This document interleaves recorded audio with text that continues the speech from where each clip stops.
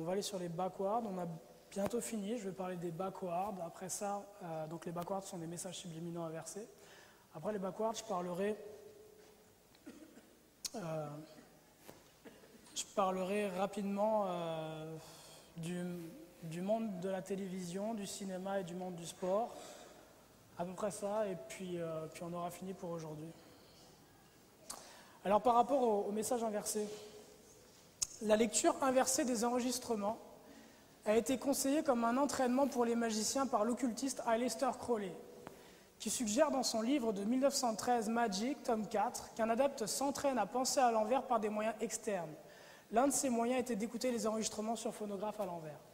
Donc ce qu'Aleister Crowley enseignait, c'est comme la pensée luciférienne, c'est une pensée où tout est inversé, ce qui est blanc devient noir et ce qui est noir devient blanc. Pour s'entraîner à penser comme ça, il enseignait à ses disciples d'utiliser des moyens externes. Donc c'était de parler à l'envers, d'écouter des enregistrements sur phonographe à l'envers, de marcher à l'envers, okay, un peu comme le moonwalk là, du défunt Michael Jackson. Et Mark Sullivan nous dit ceci, Mark Sullivan dans le livre More Popular Than Jesus, donc plus populaire que Jésus, les Beatles et la religion. Les messages vocaux inversés, donc backmasking, ont été popularisés par les Beatles qui les ont utilisés comme sur leur album de 1966 intitulé Revolver. Donc on avait vu, vous vous souvenez, dans la troisième partie que les Beatles avaient comme gourou posthume, en fait, puisqu'il était déjà mort, et suivi les enseignements d'Aleister Crowley. Okay, et les Beatles ont mis ces enseignements-là en pratique. Donc Aleister Crowley, c'est lui, vous le voyez ici dans son costume de franc-maçon du 33e degré. Il a reçu le 33e degré dans la loge numéro 343 de la GLNF. Alors on va écouter, je vais vous montrer un petit peu à quoi ça ressemble, des backwards. Alors ça c'est un message inversé qu'on attribue à Jay-Z, mais qui en réalité n'est pas de Jay-Z. En fait, il y a un DJ qui s'appelle DJ Danger Mouse qui va faire un album qui s'appelle The Grey Album, donc un mélange entre le Black Album de Jay-Z et le White Album des Beatles.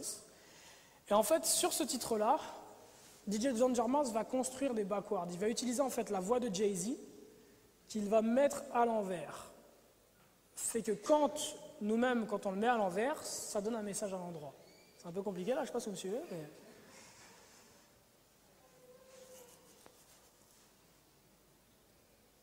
je vais passer ça.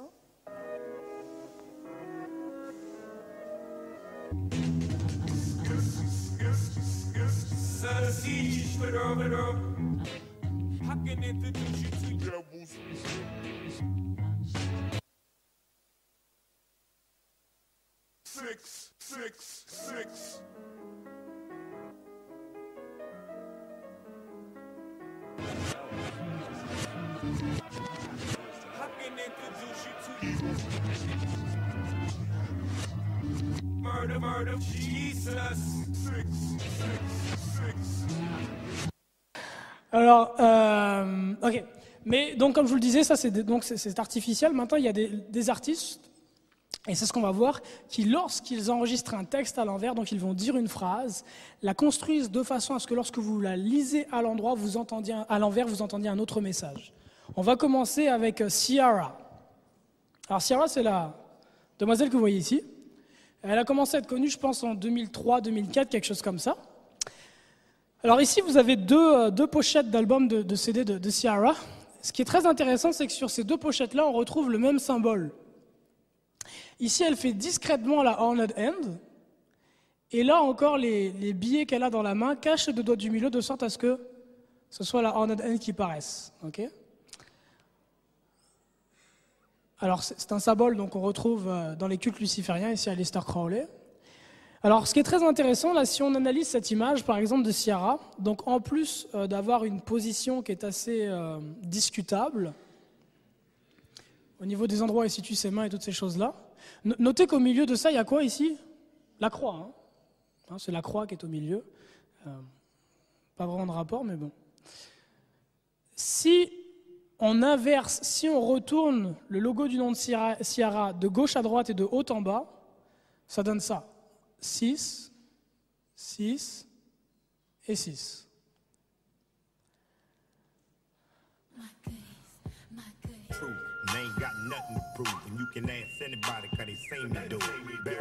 ça, Ça, c'est le titre My Goodies.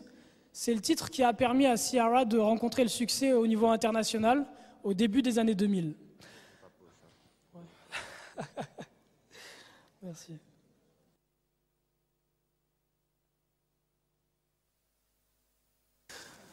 Ok. Donc on recommence. Ok, donc c'est le titre qui lui a permis de se faire connaître à l'international. Alors, à l'endroit, en fait, le titre, ça parle de quoi? My Goodies, c'est les petites gâteries qu'elle fait, en fait. Donc ça parle de sexualité, de débauche. Et en réalité, c'est à l'endroit que le clip, que ce son-là est luciférien. Ça me parle du début jusqu'à la fin que de débauche et de fornication. C'est ça qui est réellement luciférien. On va l'écouter à l'envers, on va l'entendre à l'envers dire des louanges à Satan. Mais de la même façon qu'être un vrai chrétien, ce n'est pas dire j'aime Jésus mais faire la volonté de Christ. De la même façon, être réellement luciférien, c'est pas forcément dire j'aime Lucifer, mais c'est faire sa volonté. Fait que à quel moment est-ce que vous devriez vous rendre compte que ces musiques-là sont abominables et sont de l'ennemi? C'est simplement en écoutant le texte à l'endroit. Voilà ce que ça donne à l'envers.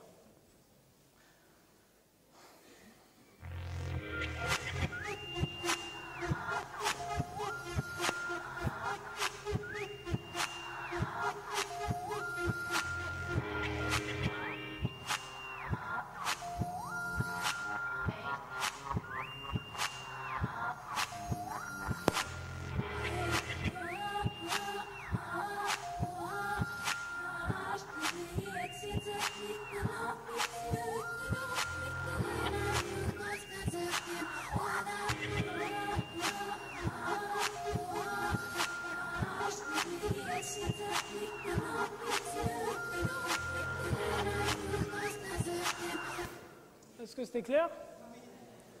En anglais, ça fait « Et Satan, nous t'aimons aussi, tu le sais, et je travaille pour toi, Satan ».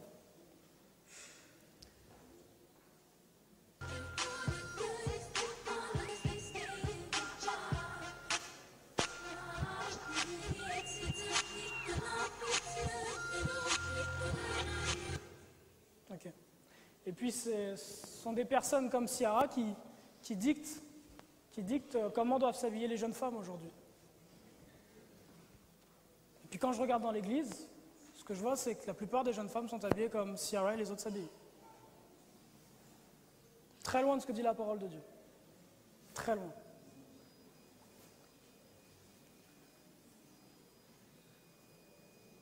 Je me souviens juste comme ça, une parenthèse. En 2006-2007, j'étais pas chrétien, j'étais un débauché. J'organisais des soirées en club. Je vivais dans la fornication, je consommais de la drogue et du cannabis à longueur de journée. J'avais des dreadlocks qui descendaient jusqu'ici. Et moi qui étais l'un des pires des païens à l'époque, quand les jeans qu'on appelait slim, les jeans moulants ont commencé à arriver et qui n'existaient pas avant, j'étais choqué. Pourtant, j'étais un vrai débauché. Puis quelques années plus tard, c'est normal de les porter partout, et même dans l'église.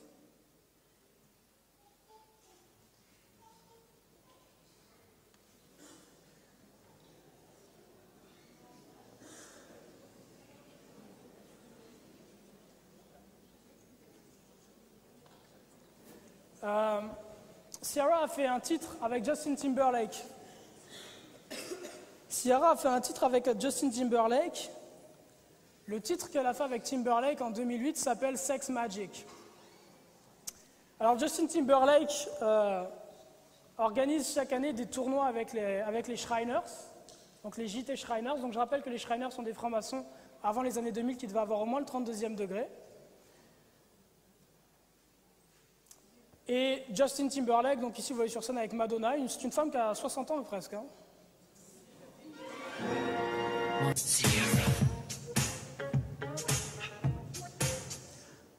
Alors, donc Ciara, on l'a déjà entendu louer Satan juste avant. On voit que Justin Timberlake, sur la pochette de son album, a un couvre-chef, un haut de forme, qui est le couvre-chef que portent les Most Worshipful Grandmasters, donc les grands maîtres d'adoration dans la franc-maçonnerie. En plus de ça, il est très proche des Shriners puisqu'il organise chaque année des tournois de golf avec les Shriners aux États-Unis. Et puis là, tous les deux, ils font un son ensemble et le son s'appelle Sex Magic. Alors, c'est quoi la Sex Magic? Le mot Sex Magic, ce n'est pas Ciara et Timberlake qui l'ont inventé. Le mot Sex Magic, c'est une invention d'Aleister Crowley. Ici, vous voyez un livre qui est écrit par deux PhD, Christopher Yates et Lon Milo Duquette, à propos de la sex magic d'Aleister Crowley. On parle aussi de la Wiccan sex magic. Les Wiccans, ce sont des groupes de sorciers. La sex magic, en fait, c'est un mot que Aleister Crowley a utilisé pour mettre sur une pratique qui est très ancienne et répandue en Inde, qui est l'aboutissement du tantrisme, qui est en fait la consommation de drogue avec la pratique de l'acte sexuel et l'invocation d'esprit. Ou ça peut être simplement la consommation de drogue et la pratique de l'acte sexuel. Ça, c'est la sex magic. Et le mot sex magic, donc, c'est Aleister Crowley qui l'a inventé et est repris par Justin Timberlake et par Ciara pour faire un tube qui va passer sur tous les continents. Il y a de ça 3 ans à peu près. Alors, qu'est-ce qui se passe quand on met cette musique-là à l'envers ?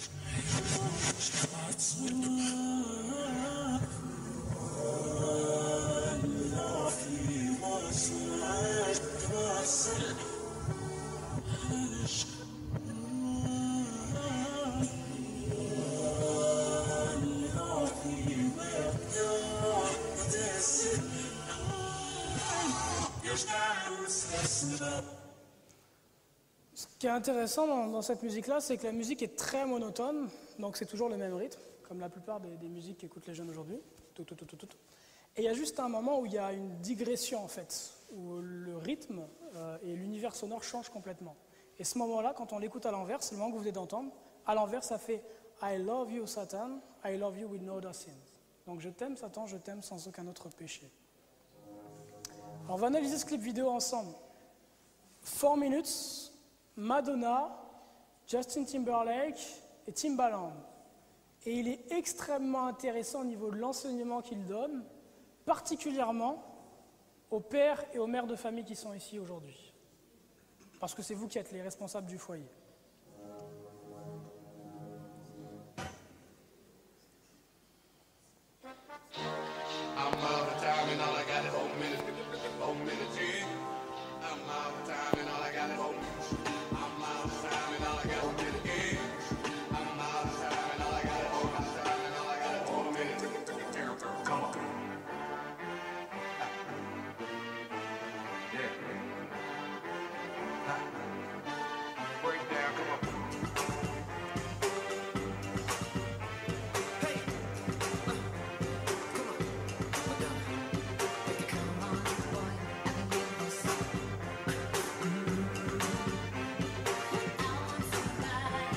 Ok.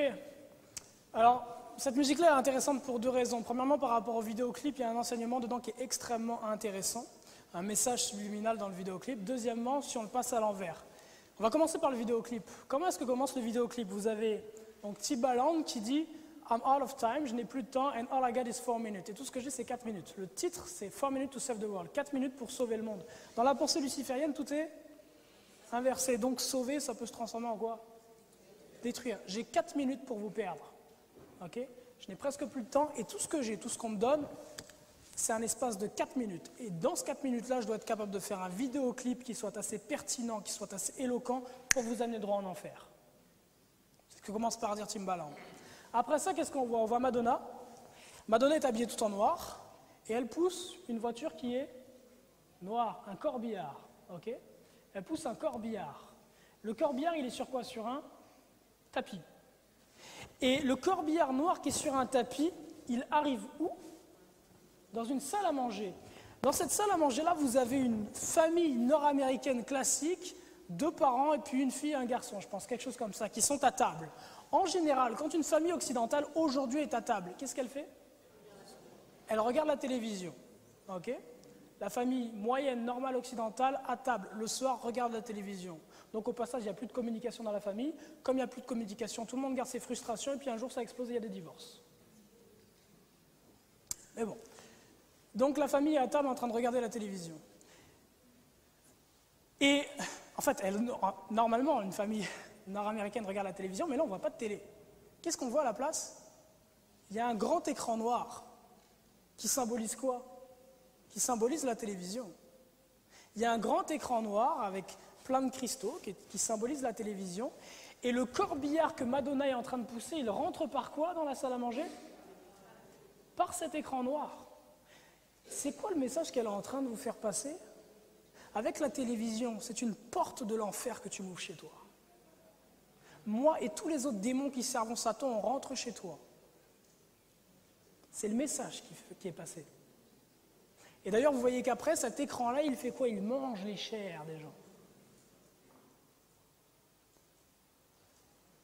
Ce n'est pas moi qui le dis, c'est eux. Il n'y a rien de plus dangereux dans un foyer chrétien qu'une télévision.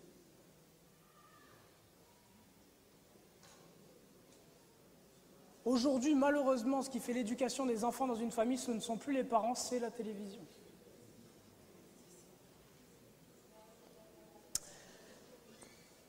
Alors ça, c'est à l'endroit. Ça, c'est à l'endroit. Maintenant, si on passe à l'envers, voilà ce que ça donne.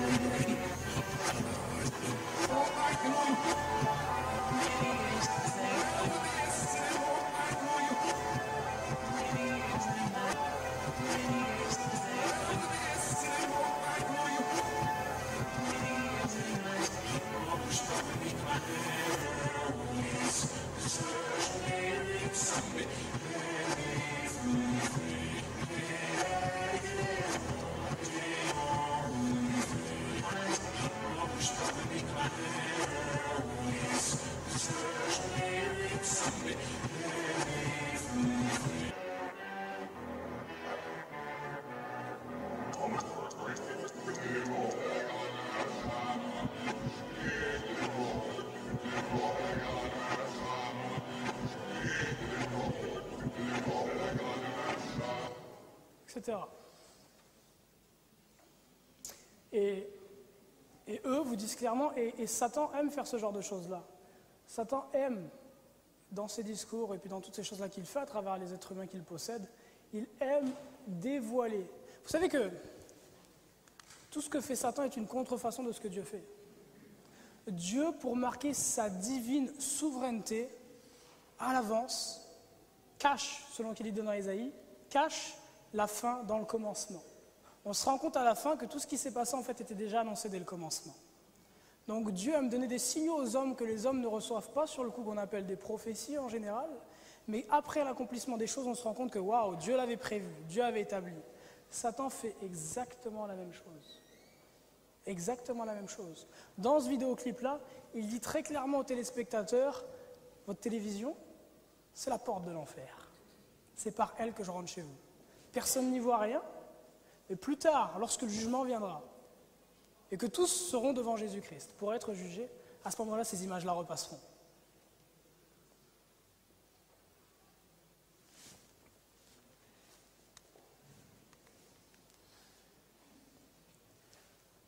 Alors, on va faire un dernier pour les backwards.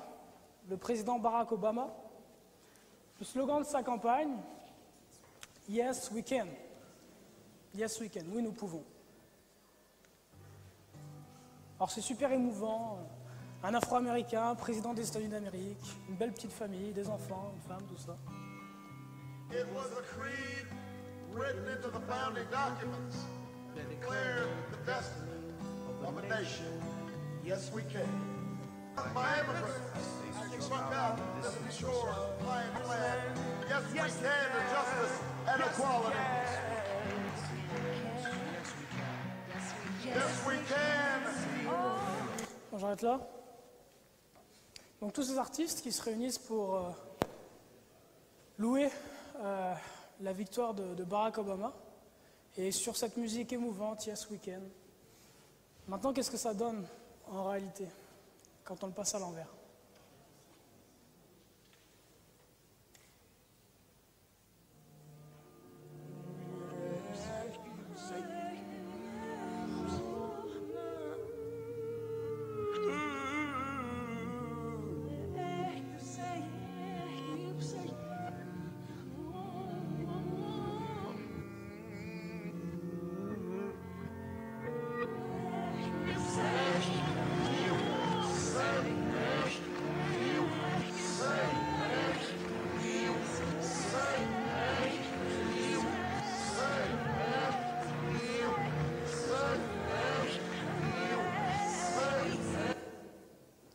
We can, yes we can, à l'envers ça donne thank you, say, thank you, say, thank you, say, thank you, Satan, etc. Donc en français c'est merci Satan. Je vais arrêter avec les backwards. Ici la pochette de l'album de Maroon 5, Song About Jane. Ce qui sort de la boîte, ce sont 3/6.